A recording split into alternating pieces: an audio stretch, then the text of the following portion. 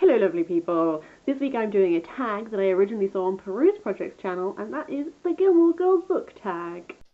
Dooby dooby dooby dooby dooby dooby dooby dooby dooby doo. Dooby dooby dooby dooby dooby dooby dooby dooby Sophie Vlogs. I have not been tagged in this tag. I just really like Gilmore Girls and books, so I thought, hey, no one's gonna tag me, but tag myself, and here we are. I swapped the questions on my phone. I will leave them in the link below. Should you also wish to jump on this train without being tagged, please do. Let me know that you've done it. We can watch each other's videos. Everything will be glorious. Okay, so question number 1 is Lorelai. Name a character who has a witty or sarcastic sense of humour. I'm going for Lucifer Box from The Devil in Amber by Mark Gatiss, because Lucifer Box is like if Oscar Wilde was James Bond. Like, you know, like he's got lots of like cutting acerbic wit to him and stuff. And those books were just generally quite a good fun, whilst also being, I don't know, like a little bit ridiculous, but in like the best way. So that's my Lorelai.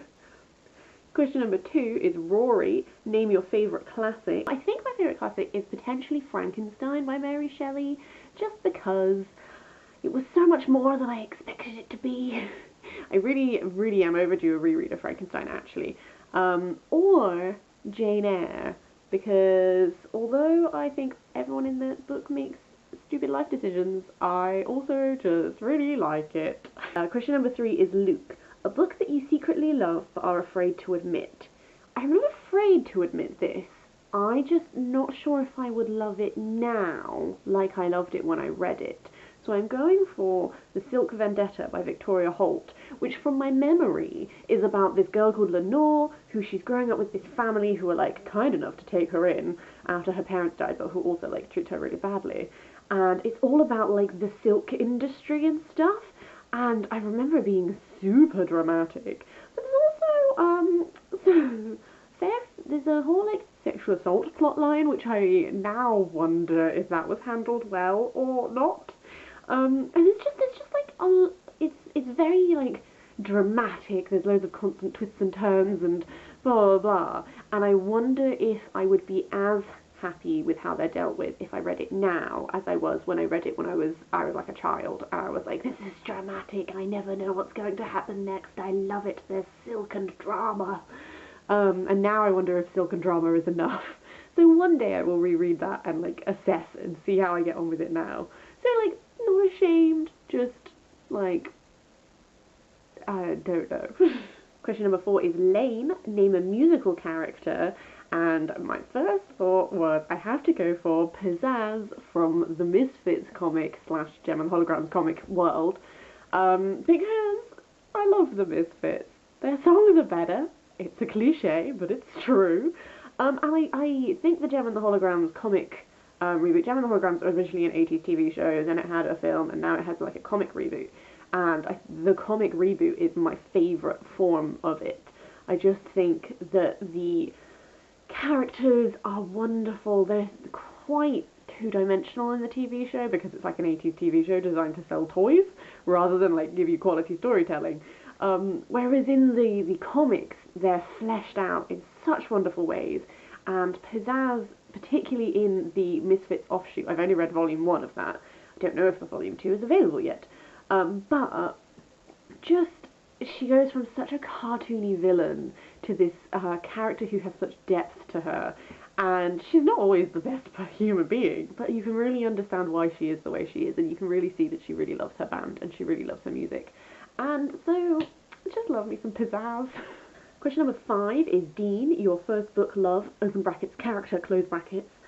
I never really have massively crushed on people in books, because my brain goes, you know, like people in books have their own relationships. My brain just goes, well, you can't crush on them, they're in love with this person. And like, for some reason that just stops me from crushing on people in books that much.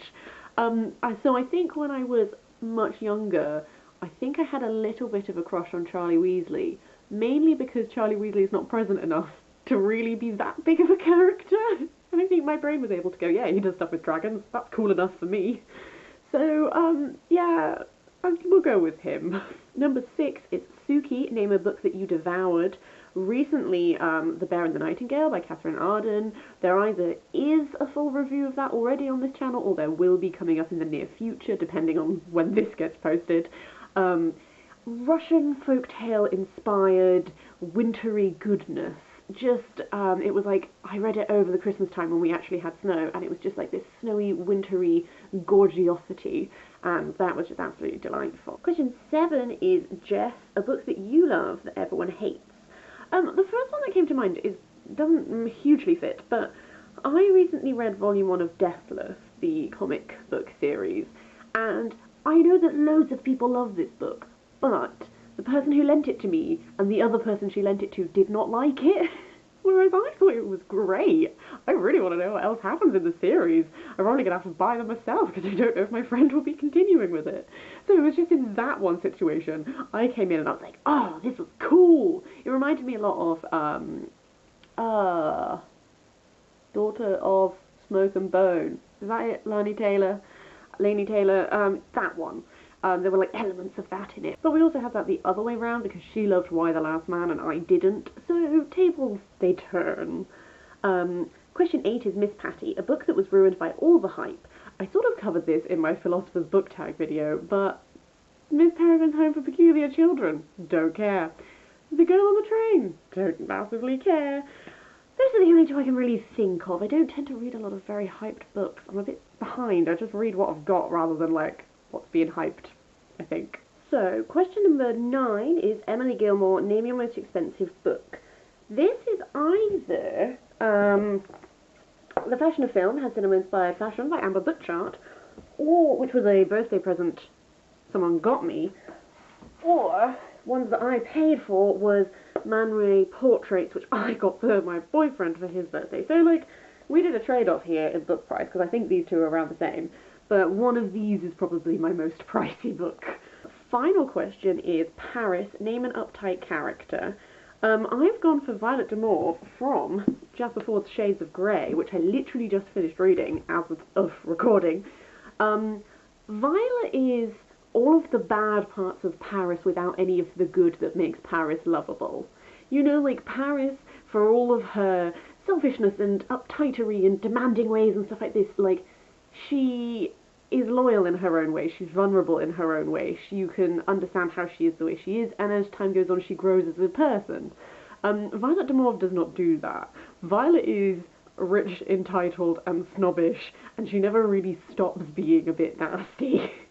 She sort of just decides to be slightly nicer to the main character because situations change. She doesn't, like, become a better human being.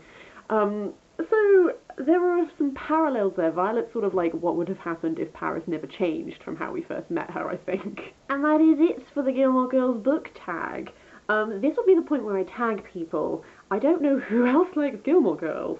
Leah from Leah's Dudish, you're tagged because I know you like Gilmore Girls. Miriam from Between Lives and Life, if you like Gilmore Girls, feel free to do the tag. If you don't, feel free to not do the tag. I don't know if that's your cup of tea. And anyone else who's watching this who particularly likes Gilmore Girls and books, please feel free to do it and then let me know that you've done it so that I can watch it, and then I'll file that away for future reference that you're a fellow Gilmore Girl lover. That's everything from me today, just a quick fun little tag, something a bit lighter. I hope you're doing super duper well, and I'll see you next week.